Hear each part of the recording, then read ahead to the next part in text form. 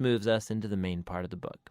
First, Job speaks. And this is how this section of the book works. First, Job is going to speak, and then they'll follow a response from a friend. Then Job will respond to that friend. Then another friend will respond to Job's response, and so on back and forth for 3 cycles. And this whole debate is focused on 3 questions. Is God truly just in character? And does God run the universe on the strict principle of justice? And if so, then how is Job's suffering to be explained? Job 21. Then Job answered and said, Keep listening to my words, and let this be your comfort.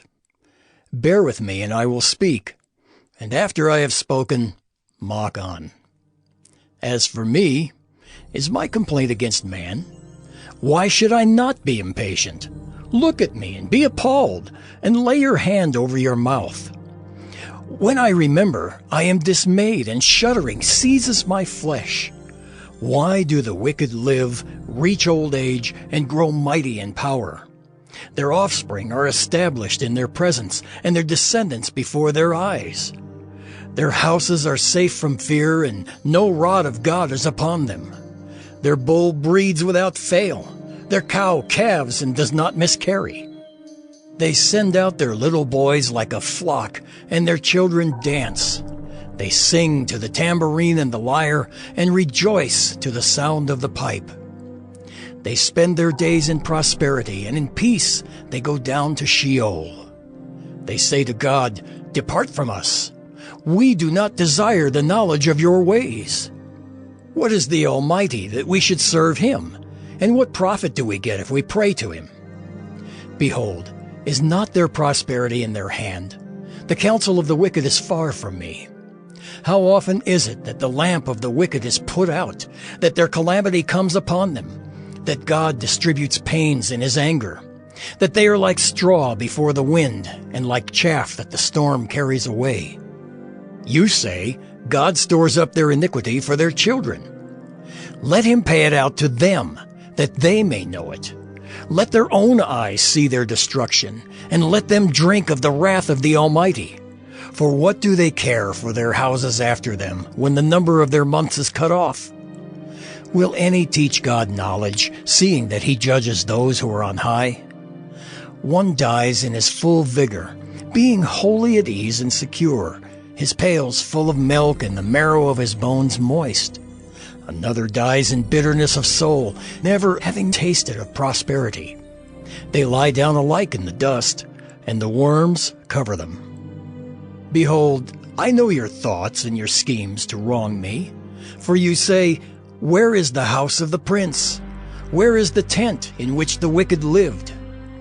Have you not asked those who travel the roads, and do you not accept their testimony that the evil man is spared in the day of calamity, that he is rescued in the day of wrath? Who declares his way to his face, and who repays him for what he has done?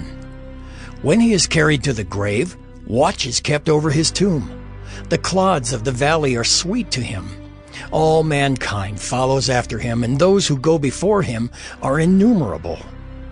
How then will you comfort me with empty nothings? There is nothing left of your answers but falsehood. Job 22. Then Eliphaz the Temanite answered and said, Can a man be profitable to God? Surely he who is wise is profitable to himself. Is it any pleasure to the Almighty if you are in the right? Or is it gain to him if you make your ways blameless? Is it for your fear of him that he reproves you and enters into judgment with you? Is not your evil abundant? There is no end to your iniquities. For you have exacted pledges of your brothers for nothing, and stripped the naked of their clothing. You have given no water to the weary to drink, and you have withheld bread from the hungry. The man with power possessed the land, and the favored man lived in it. You have sent widows away empty, and the arms of the fatherless were crushed. Therefore, snares are all around you, and sudden terror overwhelms you, or darkness so that you cannot see. and a flood of water covers you. Is not God high in the heavens? See the highest stars, how lofty they are? But you say, what does God know? Can he judge through the deep darkness? Thick clouds veil him so that he does not see, and he walks on the vault of heaven.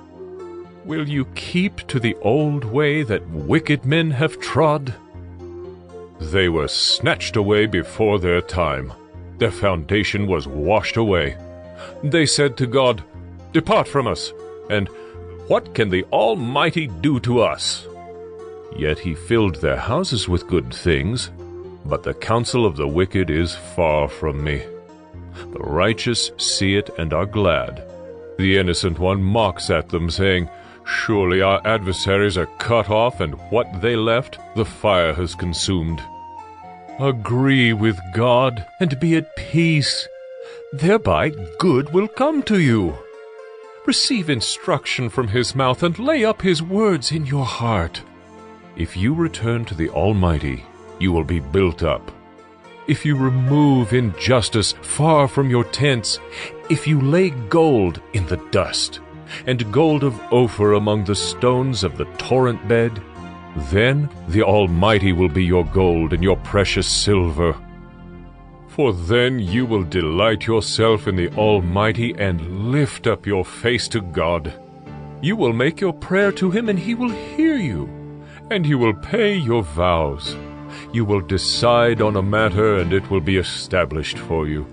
And light will shine on your ways, for when they are humbled, you say, it is because of pride. But he saves the lowly.